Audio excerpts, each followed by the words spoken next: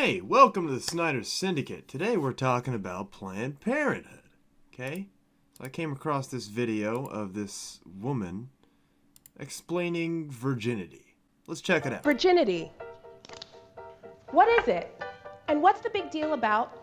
Hold on, why does this video look like shit and why are her tits so massive? Give me some good quality. There we go. Virginity. Damn! Look at the balloons on this woman. And what's the big deal about losing it? Let me cut to the chase. Virginity is a completely made-up concept. It's a term that was created simply to control and shame people, mainly. No, hold on. Control and shame people. I don't know how that's made up. Virginity is the lack of sex. Is it not?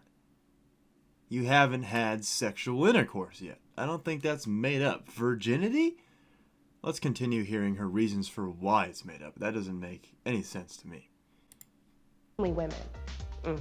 A What'd she say? virgin to control and shame people, mainly women.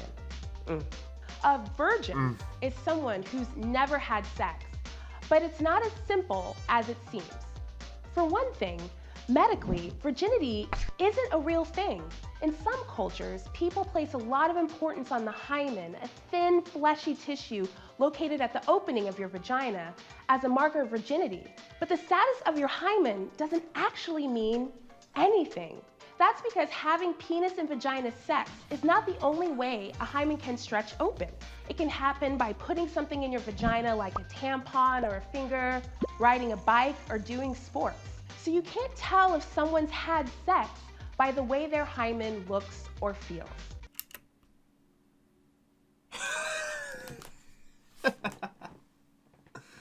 Okay, well, let's take away the hymen part. Virginity, still intercourse, is it not? You know, it's not like a dude has like a skin on his dick that breaks when you have sex, so it doesn't apply to just the hymen. You know? Now, yes, that skin can break with multiple things, but I don't think that's the leading factor of your virginity. I think it's insertion of genital organs. Another reason the idea of virginity is complete nonsense is that sex means different things to different people. Generally speaking, society tends to define sex in a very narrow way: penetration, penis into vagina. But where does that definition leave queer people, or folks who can't or don't have penis and vagina sex, and choose to have oral, anal, or another type of sex instead? And not everyone's first sexual experience is consensual, meaning... Now we're getting into RAPE. Unconsensual sex. Queers people's virginity.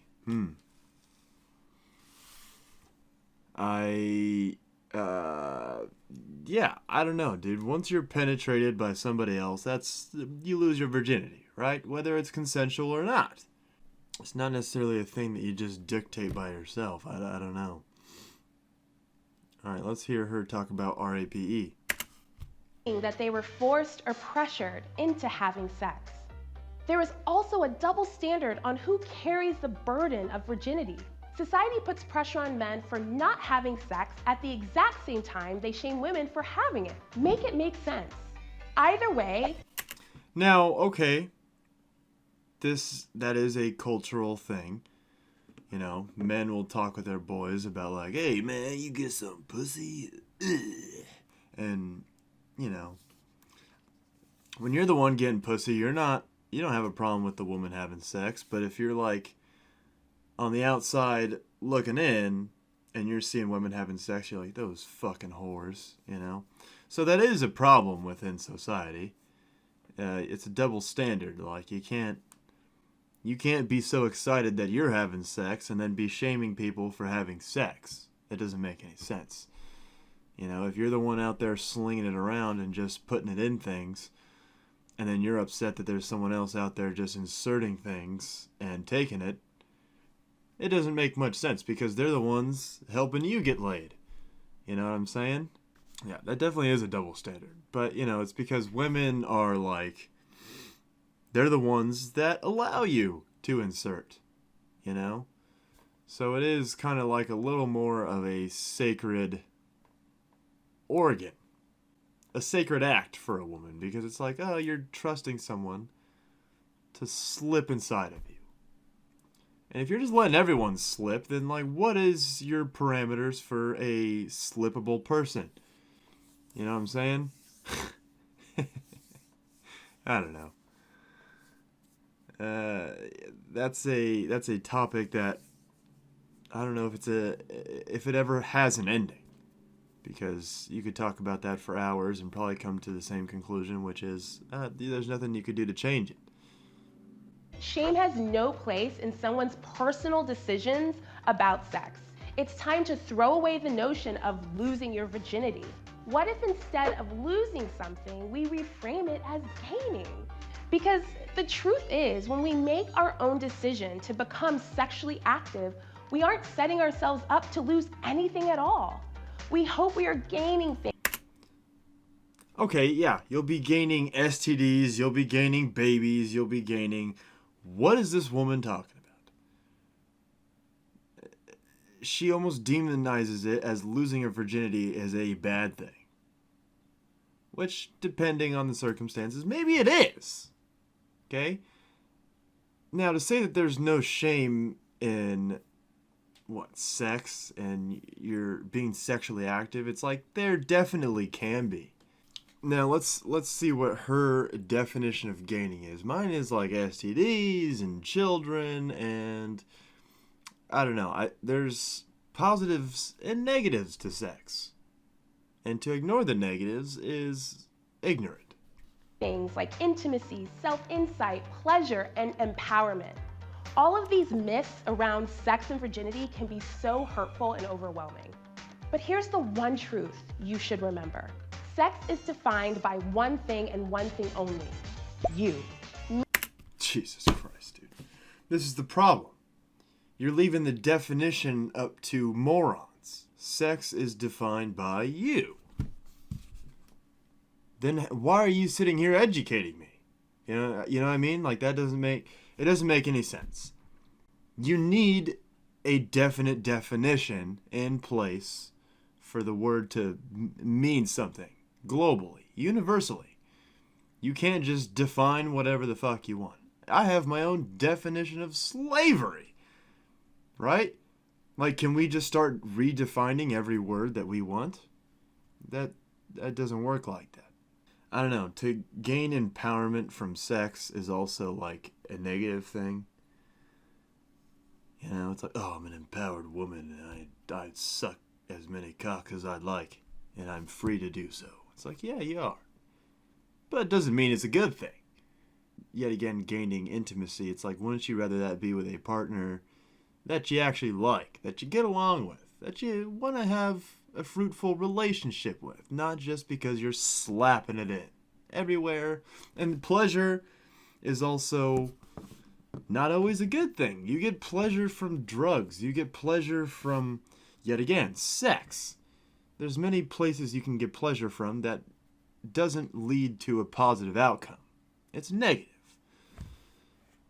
Because, you may be getting pleasure in the moment, and afterward, we've all had those hookups. We've all had those one-night stands where you fuck them, feels great, and then you're sitting there after you nut, and you're like,